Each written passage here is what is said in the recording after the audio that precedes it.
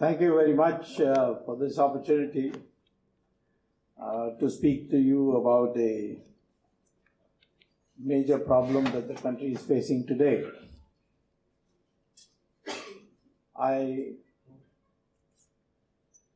am grateful to the office bearers of this association to have invited me, and I'll divide my talk to you today in three parts. How did black money come to be created since 1947?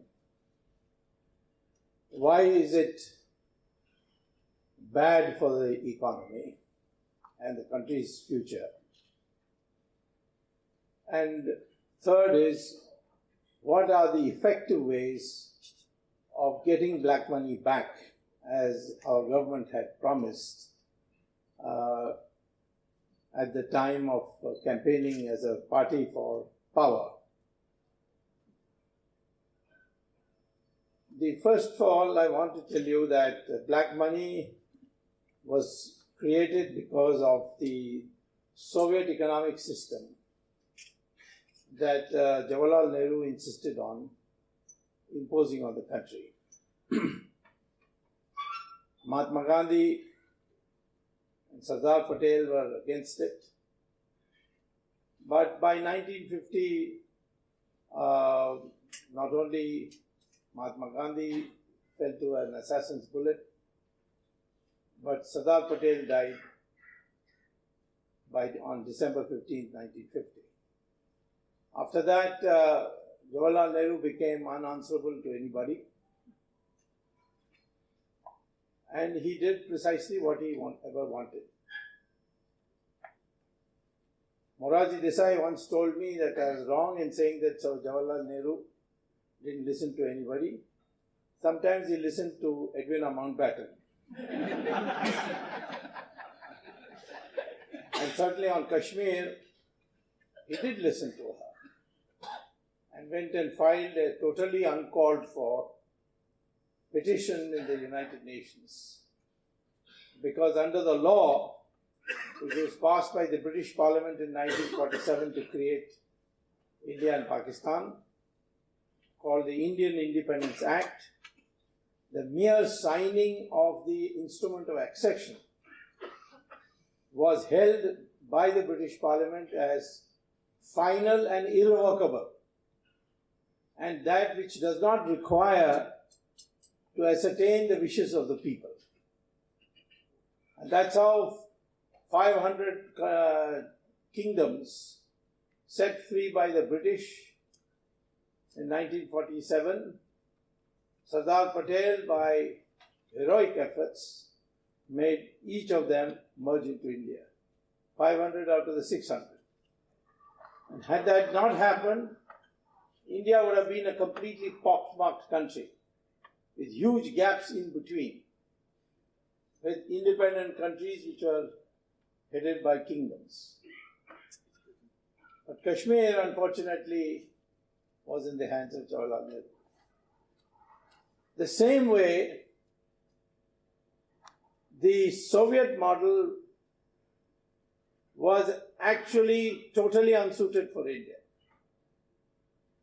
The Soviet model was based on the principle that resources would be extracted from agriculture and put into industrialization projects. Joseph Stalin could do it because he was a dictator and he could shoot anybody without courts, and therefore the agricultural sector was brutalized, collectivized, and he extracted resources mercilessly from agriculture. In India, we could not do that in any case because the British period, the agricultural sector was bled bone dry. The reason was that in 1857, when the uprising took place, the first war of independence, as Savarkar says, the British found that the peasantry, the the rural people provided the funds as well as the manpower for that uprising. And they took a decision that once we crush this, we will break the back of the Indian agriculture. And that's how they set up the zamindari system, in which they recruited criminals and told them, collect as much revenue as you want, but this amount for running the British administration in India must be set aside for us every year. And they gave them wide powers. If the farmer did not pay whatever they demanded, they could confiscate their land, the jewelry of his wife, and if that was not enough, you could take even over the land of the brothers of the farmers, relatives of the farmers. And in the process, Indian agriculture declined to the point where in 1947, there were no resources left at all. So the proper thing to have done that time is to give priority to agricultural development. And that priority is still today lacking. And as the agriculture develops, to extract those resources for industrialization. But instead, they adopted the Soviet model and then decided that the license would be necessary for setting up an industry, and that quotas would be necessary for providing resources such as funds, such as electricity, such as land and so on, all for imports. In the process, getting a license became very important. Getting the quotas also became very important.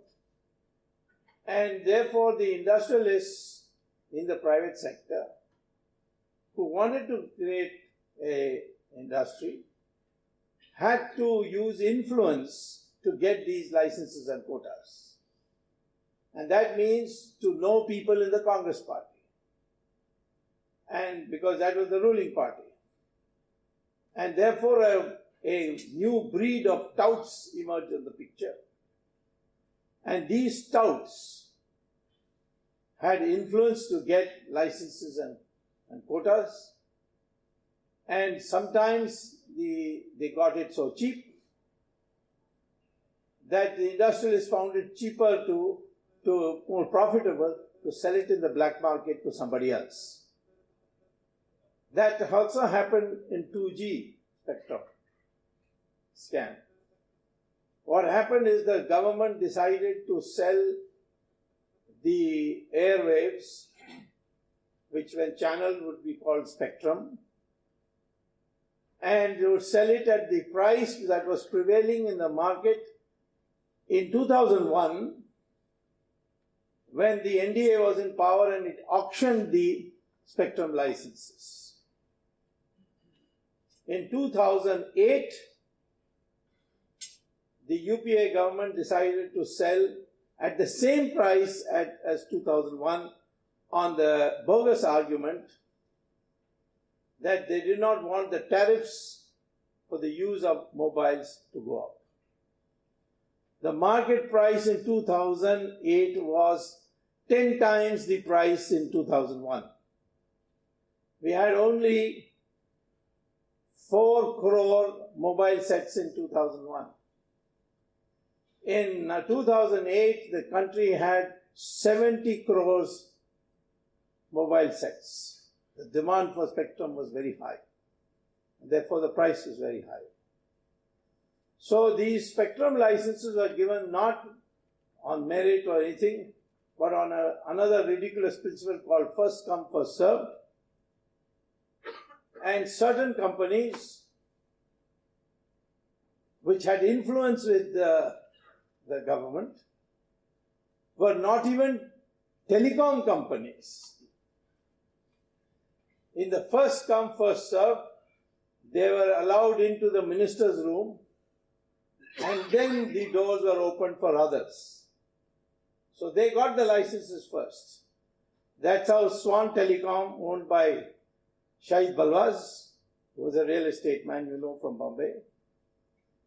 He probably also has real estate in Dubai, but that's another story. And the Unitech, which is also a real estate company, had no connection with telecom. Both these companies got licenses at a rock bottom price of 2001, which was 1680 crores per 4 megahertz of spectrum. So, what did these companies do?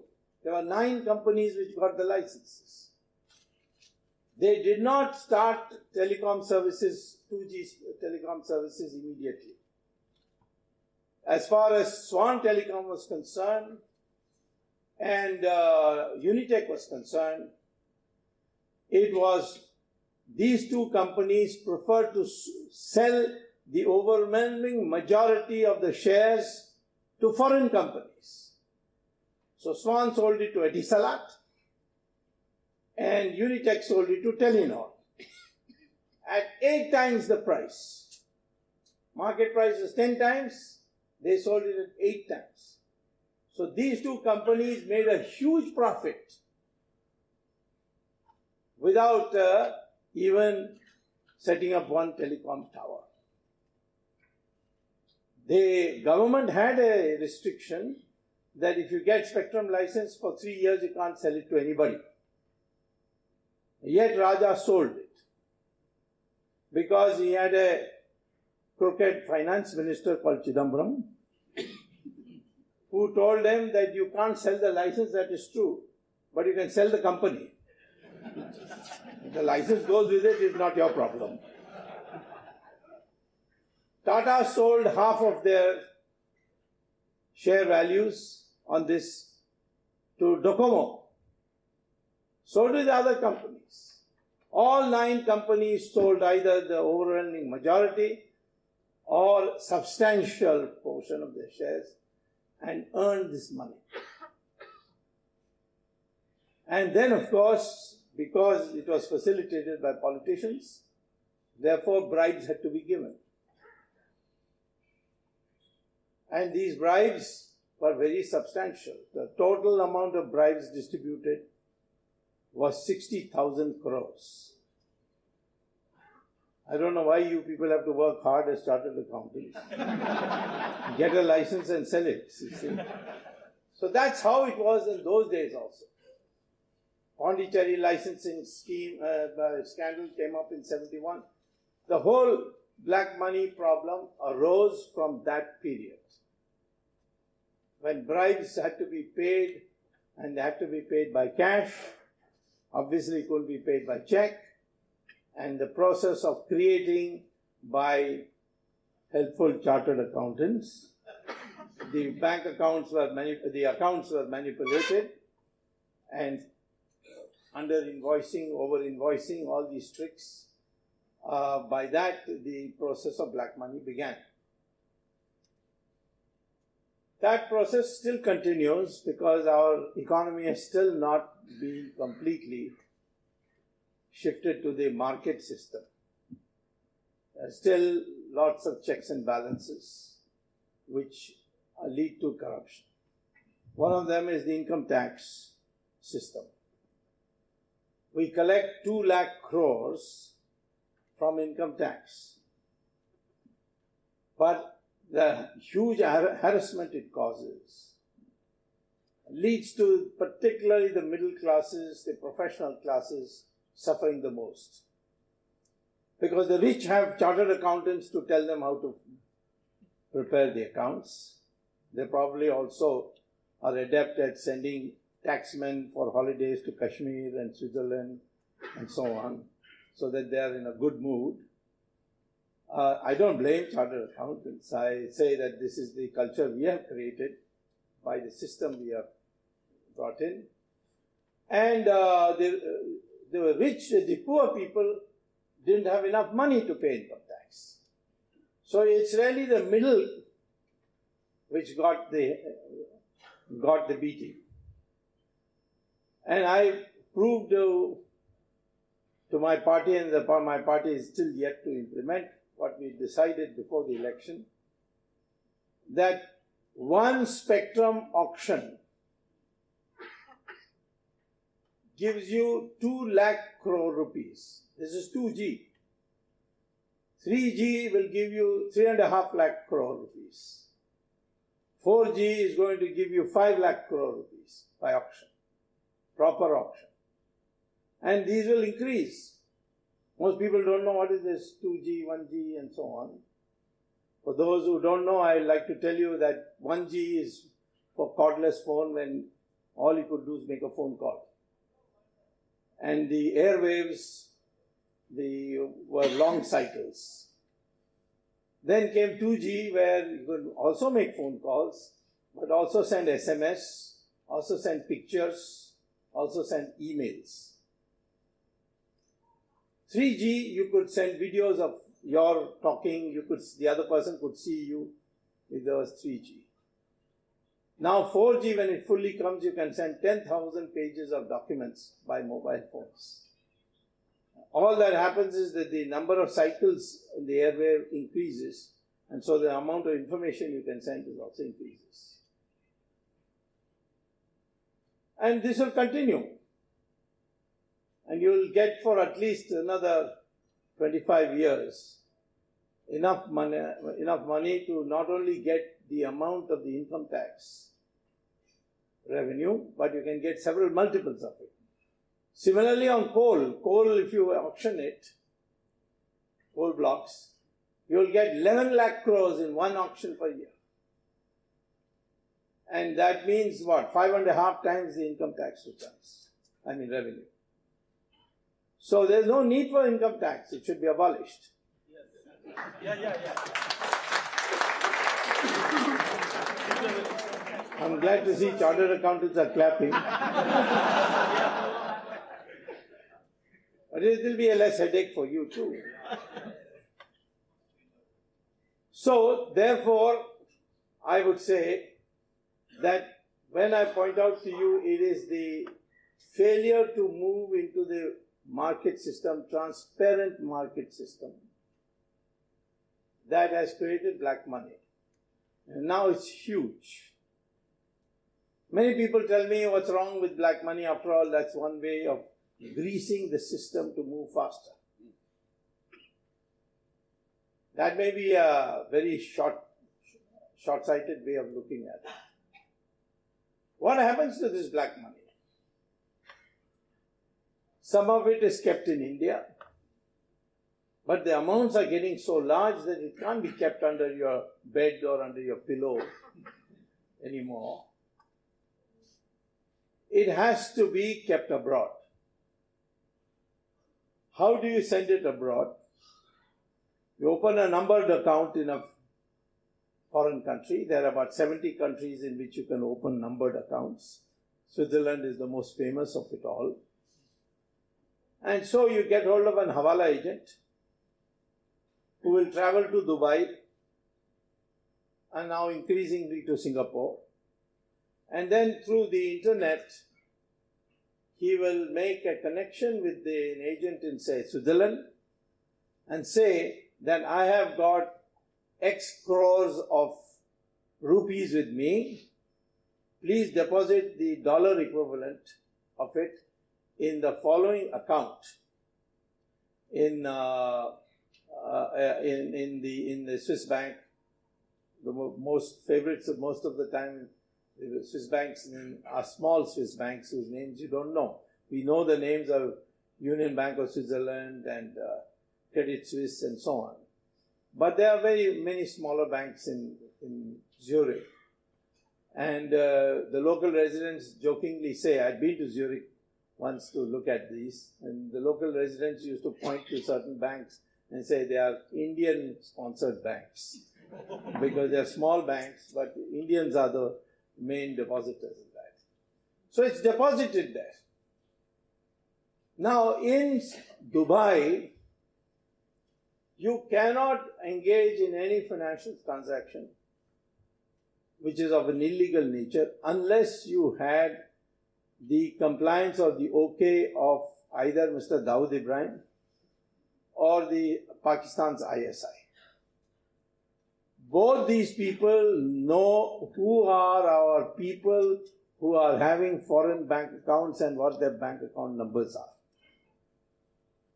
One of the reasons there's so much reluctance to go and get Dawood Ibrahim and bring him back alive, that is that he might talk. A lot of people will suffer. Even a small speak like Lalit Modi has made so much problems for politicians. But these people, they know the whole history. So what happens is your national security is compromised. Because your enemy country knows who the top politicians, bureaucrats, public persons, journalists who have foreign bank accounts. And that is a source of blackmail.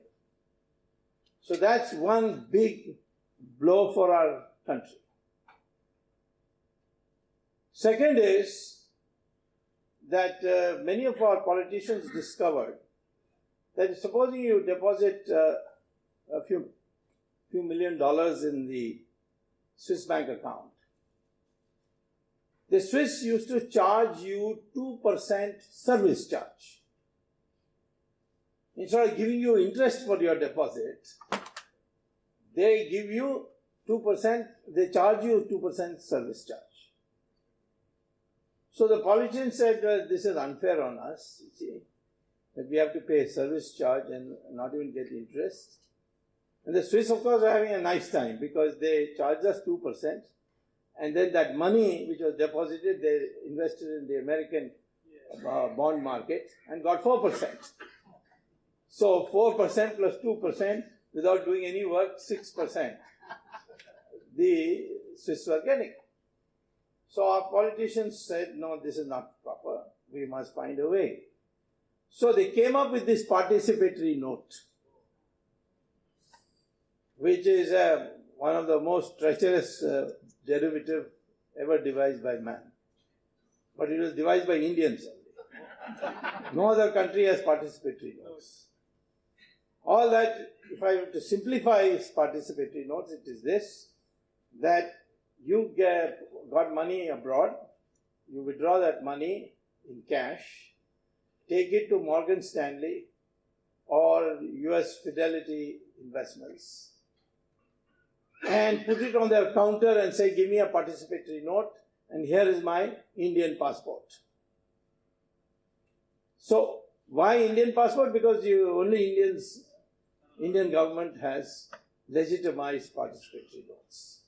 And they will give you a piece of paper which will have no name, no date, no serial number, just the amount. And you bring that amount here and give a Reserve Bank a photocopy, and you will get a permission to invest that money in the stock market, for example. So you go take that, with that permission, you go to the stockbroker and give him the participatory note, and under the FII category, the stock market will go up. You sell it then, at the top, you get money in rupees from the stockbroker, go back to the Reserve Bank, and they are authorized to convert that into dollars, and you take the dollars back.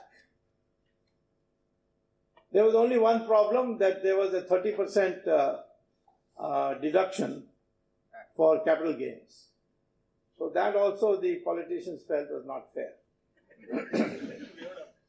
Honest people can pay 30%, but why we, special category, should pay? So they came up with a new idea, that if a company from Mauritius invests in India, then that company is exempt from capital gains tax. And what does it take to create a company in Mauritius? Just $1. You create a company of $1 and come and invest through the Mauritius company. Today, the biggest supplier of foreign investment to India is not the United States. It is Mauritius, the country which has only beaches and 5-star hotels. And practically every company today has an office in Mauritius. In 2G I found that all the companies we were chasing for the bribe amounts, they had offices in Mauritius. All these offices were on the same street and in the same building, on the same floor, in the same room, and the room had no furniture. Just an address. So your stock market was going up and down. It's totally out of control. It's a rigged market today because of participatory notes. The committee on SIT on black money announced that we want the SEBI to give us an accounting of participatory notes a few days ago. That was my suggestion. And see what happened? The stock market went boom down. And the finance minister had to come and say, just because the SIT says something, don't take it seriously. I'm here to look after you. And there is such a big lobby today to prevent the abolition of participatory notes. Participatory notes is like consuming cocaine. It's habit formation and then ultimately it kills you.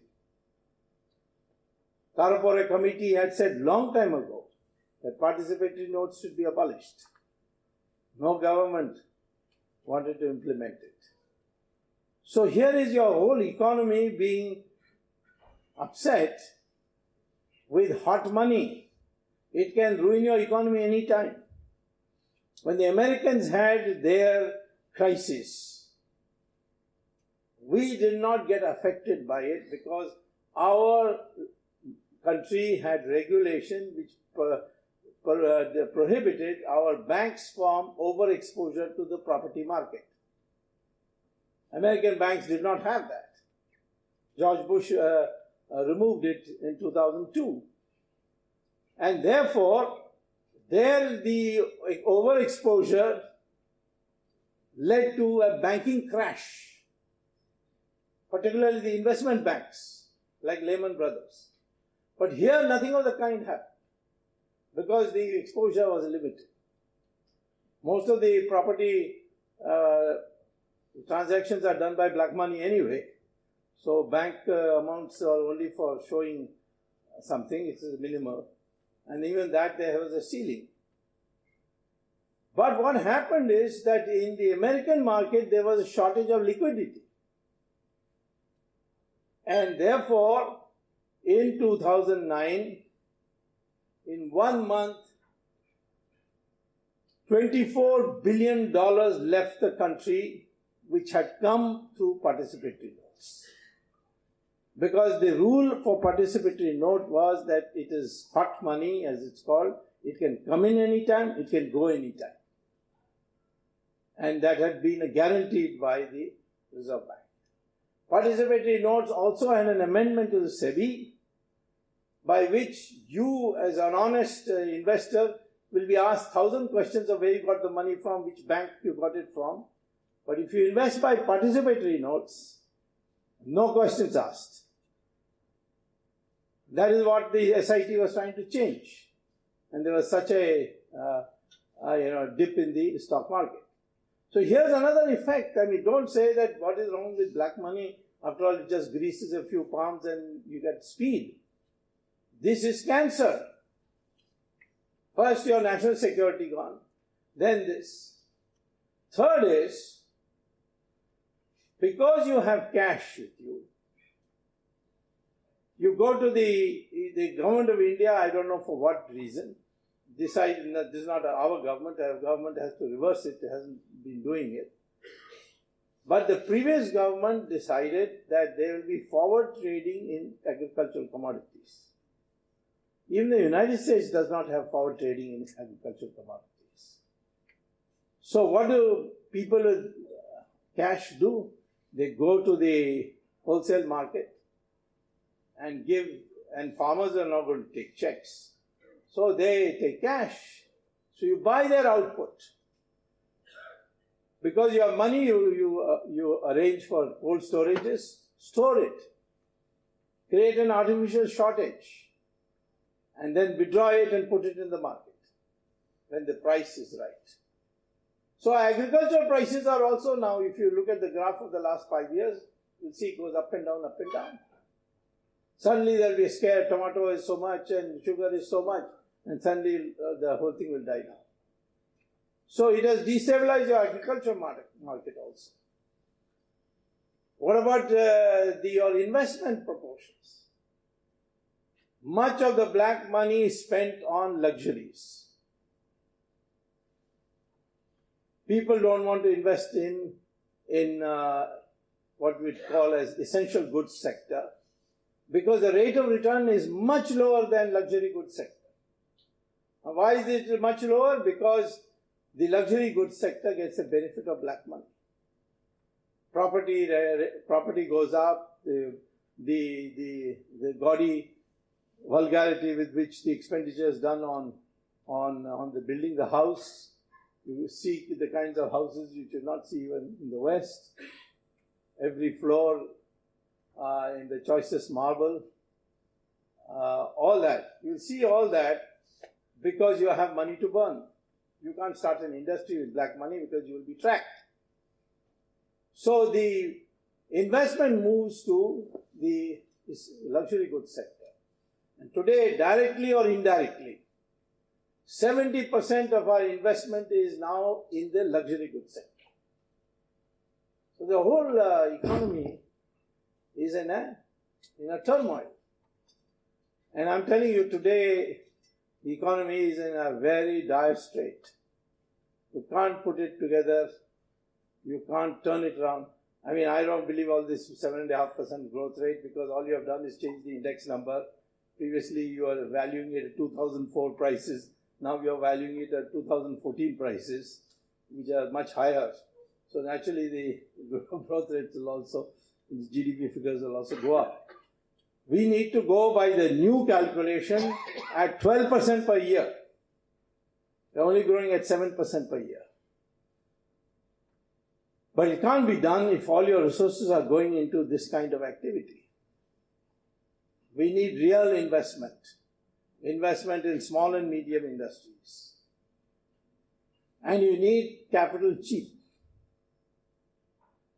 But we got a Reserve Bank governor who should have been sent home long time ago. Home in Chicago. I don't know why he's still being kept on, but I'm told that something may happen soon. He says that to control inflation, I have to raise interest rates. I myself raised this question, how can you use interest rates to control inflation? The best way to control inflation is increase supplies, and supplies means more investment. Investment means capital cost should be lower. And if you say that by raising interest rates only you can control prices, then it's like a doctor saying that the best way to bring down the temperature of a patient is to kill him. Once he's dead, the temperature will definitely come down.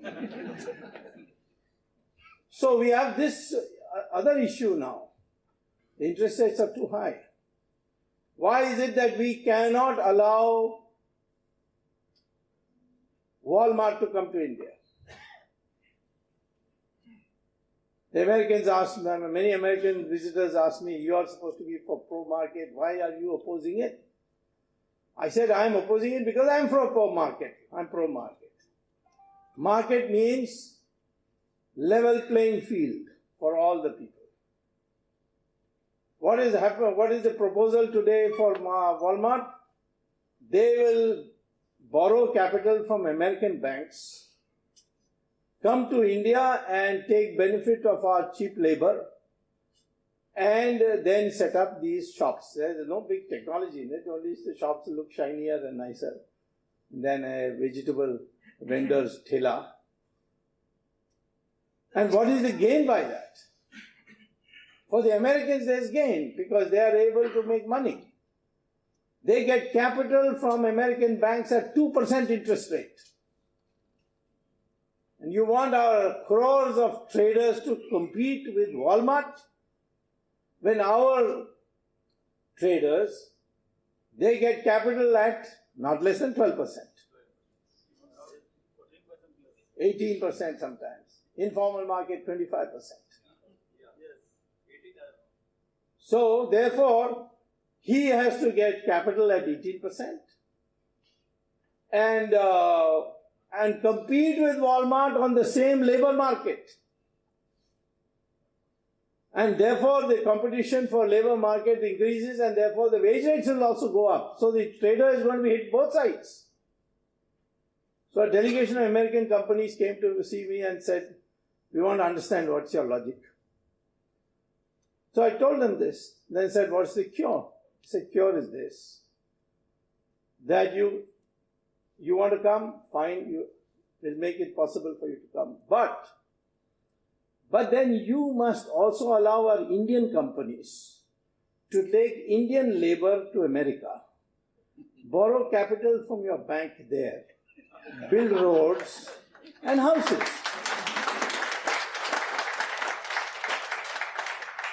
All of them said unanimously, no, that's not possible because it creates an immigration problem.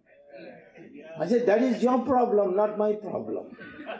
You want to come to India? There has to be a level playing field. So therefore, you can't, in this country, think that because you will get investment from abroad, you can make up. No. Even at the best of times, the contribution of foreign investment to total investment in India was just 3%. So this cannot be an argument for keeping an instrument like participatory notes. So question then becomes, how do you end the menace of blackballing? I'll start with the bigger question which we promised in the election, namely that we'll bring the black money back. I think in one speech, Narendra Modi also said in everybody's account 15 lakhs will be deposited. I don't think he really meant that. What he meant is that's equivalent to 15 lakhs being deposited. That's amount of money that is there. My estimate is there are 120 lakh crores in foreign bank accounts, those 70 bank accounts, 70 countries. Indian accounts, Indian citizens' accounts, I'm not talking about people who are citizens of other countries of Indian origin, but Indian citizens' accounts are 120 lakh crores. And that means how many? 60 times the income tax revenue. You get that money back, you don't have to have income tax for 60 years. Now, how do you get it back?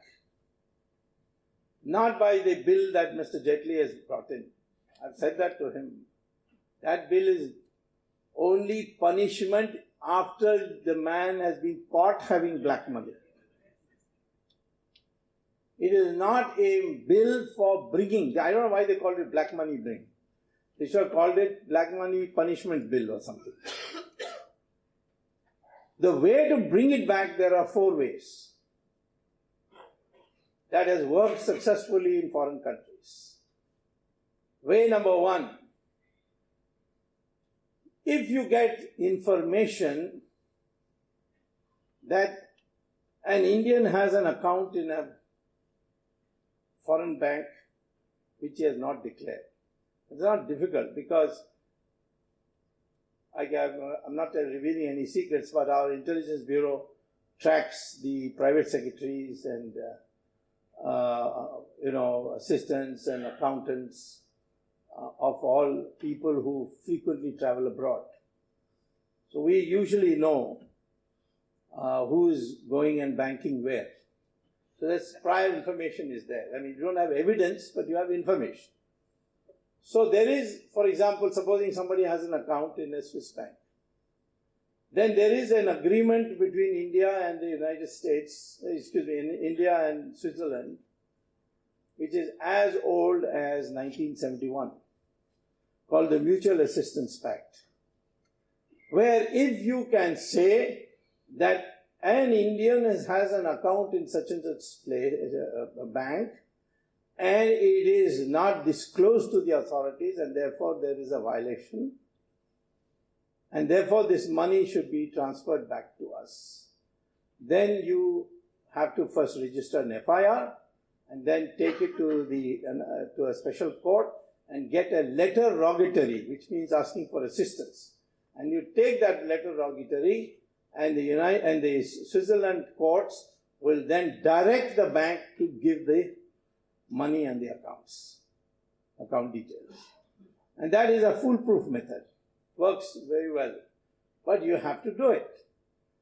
I gave the SIT the name of two very important politicians, whose name I will not mention unless you force me to.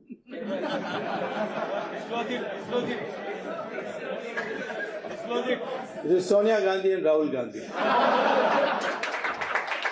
know it all.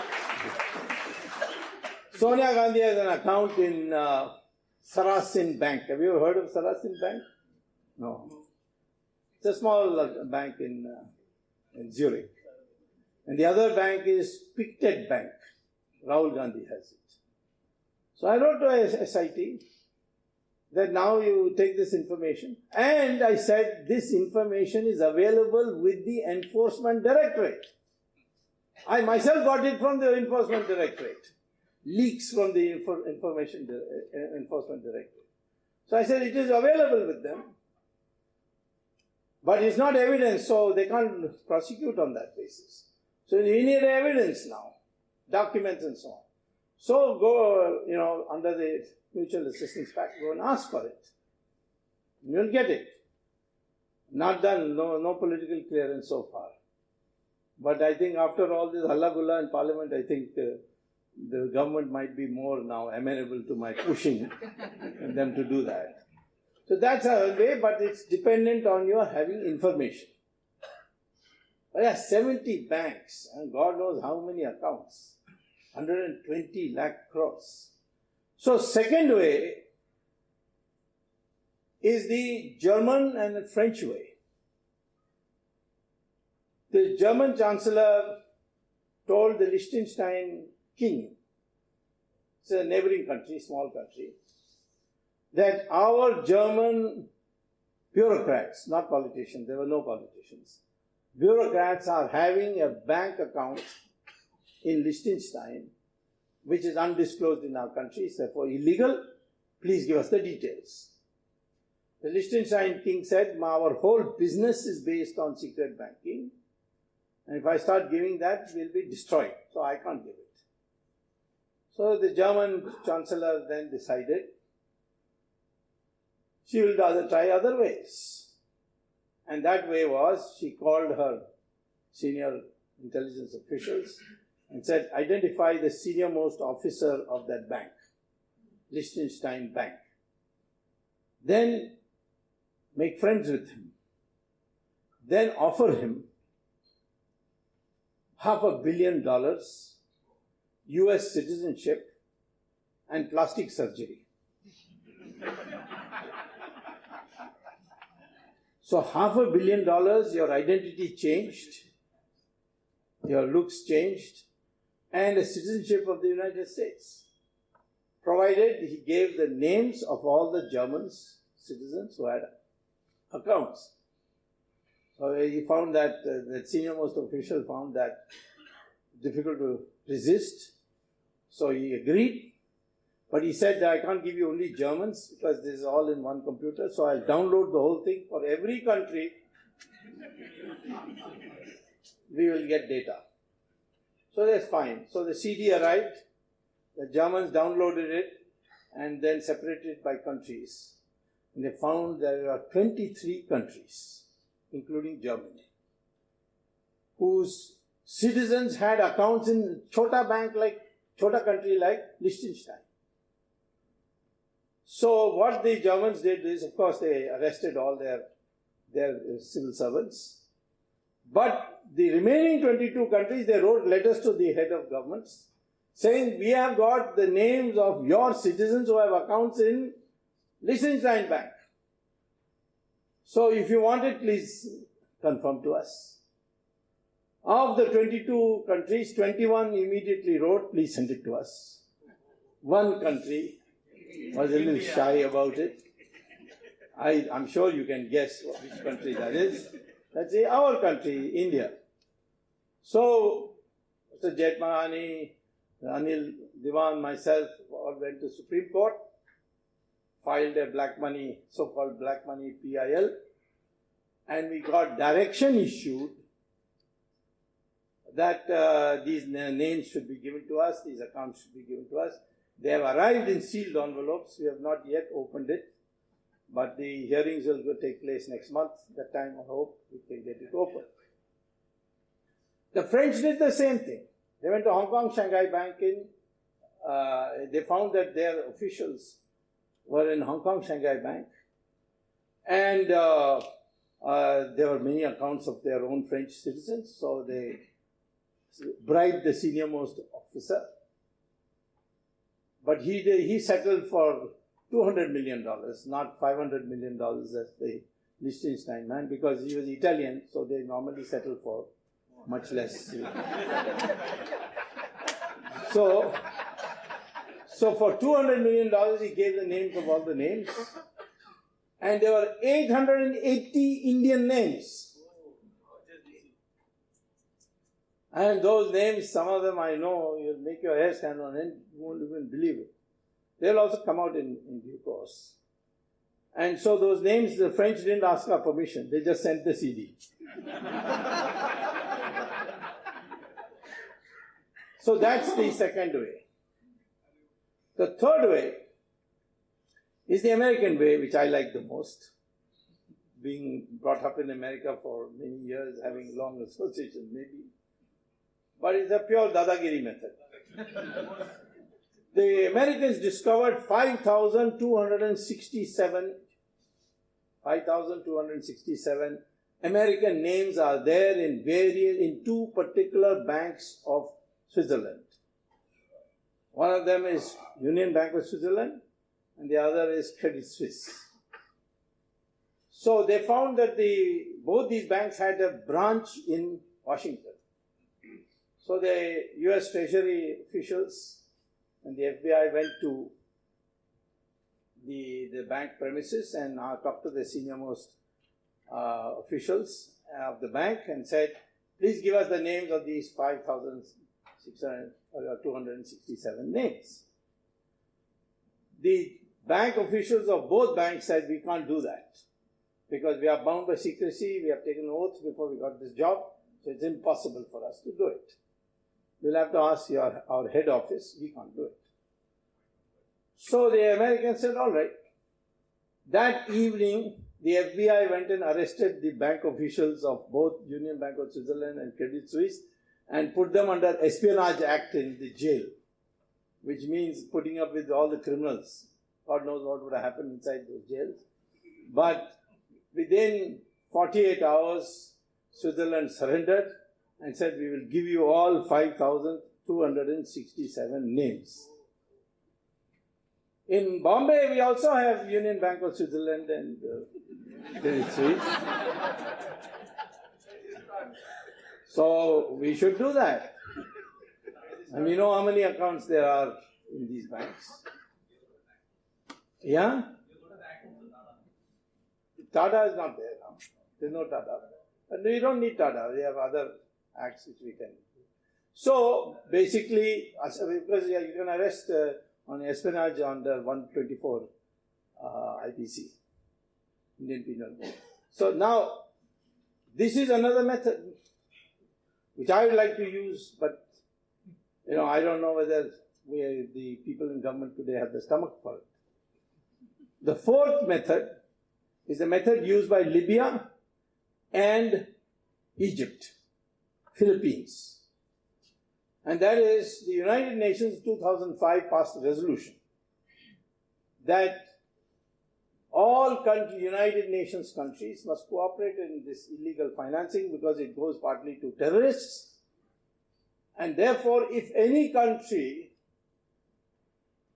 passes a law saying that their citizens' accounts in that country, and they identified 70 countries which were illegal, where there was secret banking. In these 70 countries, if the Indian citizen has an account, the way the Egyptians and the Libyans and the Filipinos did it, then if there's any Indian having an account, that is nationalized, and that bank, that government of that country must tell the bank to transfer their money to India along with all the details of the accounts. So Mubarak, his accounts were obtained this way. Gaddafi's accounts were obtained this way. Marcos' accounts were also obtained this way. We can do it also. And if you can bring an ordinance if you want to, do it immediately. And the law will get passed because you think the Congress can oppose this bill? They are bringing black money back. They cannot oppose it. If they oppose it, you call a joint session of parliament and you can pass it. That is, if the Rajya Sabha doesn't clear it. So such a law can be passed. And then all 70 countries will have to give you all the Indian accounts. Of course, there's a rider you have to put in that if anyone can prove that the account was honestly opened and the money put in was honest money, then that account will be defrozen and sent back. So you get 120 lakh crores by one of these methods. You can have a combination of these four methods. But I'll say one thing towards the end, that we need to ensure that there is a cultural change in our country. See, why do people become corrupt? Well, you can say because these regulations are harassment, so the only way to get it done. All right, then you reform, change it.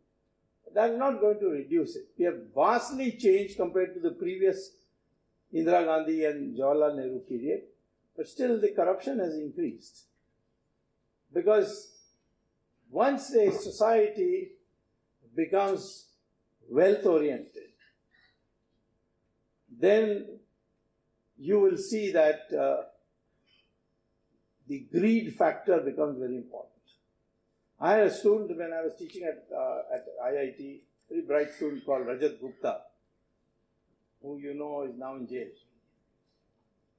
And what happened is he was a bright student. He wanted a recommendation to go to Harvard Business School. I gave him a recommendation. He went there. He passed his honors. Then he rose higher and higher, became finally Mackenzie head and then Goldman Sachs head. And then for a very silly thing, he made a phone call to a man called Rajaratnam, who was a Wall Street broker, to tell him that he has just come out of the board meeting of the Goldman Sachs, and the Goldman Sachs has decided to sell off so many shares of so many companies. This became insider trading. Now, American law enforcement is not allowed to tap telephones of Wall Street brokers. Banned. However, one exception is there. If it is an anti-terrorist investigation, then of course you can. And Rajaratnam was LTTE. So therefore the Americans got permission to examine his conduct on the LTT matter. And in the tape came Rajat Gupta speaking to Rajat. And he has been arrested, convicted. He went all the way to Supreme Court, rejected. He's now in jail. Now he had reached the height of achievement. Why would he do something silly like that? He had no shortage of money. Because he had suddenly developed an ambition. And that's what his friends told me. I could not meet him when I was in New York. But my friends told me that he suddenly felt that he wanted to be the Indian abroad with the maximum number of zeros after a one. That is greed. Our society was not built on that. We were 1,000 years ago considered the most honest society. Chinese travelers came to this country, the monks like Farsian, Yuan Chong, Vasco da Gama, so many people had come. All wrote about the Indian honesty. Because we had a tradition. that the highest place in society is reserved for the person who makes sacrifices and goes for learning. Americans could never understand. When I was a student, the Americans could never understand. They kept asking me this question. How can you follow Mahatma Gandhi? They used to ask me. Why? I said, this is because he's not dressed well. Not properly dressed. So I said, in your country, leader has to be very well dressed. He said, of course. He must have the best suit, the best tie, shining shoes, and come to a television studio after having a bath and all that. You have to look your best. Even the spiritual leaders have to look their best. The Pope is in a satin gown with diamond necklace, ruby necklace, sapphire necklace. His cap is so full of jewels. But you see our country, Mahatma Gandhi, Jayaprakash Narayan, so simple. I asked the Americans, supposing Mahatma Gandhi came to lead your country, what would you do? He said, we'll put him in jail for indecent exposure. So there's a totally different perspective. Wealth is to be pursued. Some people must, some sections of our society must, but ultimately your status in society will be decided by your learning and your sacrifice. If you are a philanthropist, if you have wealth, you will be highly regarded. But if you are just going on piling money, then you will not be. That has to come, this harmonization of material prosperity and spiritual progress, that must come. The Chinese have realized it now. That's why now they have revived the Buddhist tradition. They are calling all our sadhus and sannyasis for lectures. And the world in America also is recognized. Look at the craze for yoga and the craze for the sadhus and sannyasis that go from here. They all got big ashrams there. People can't even discriminate between who's genuine, who's not. They just go crazy. In fact, when I was teaching at Harvard, the people used to see the telephone directory and call me up because my last name is Swamy.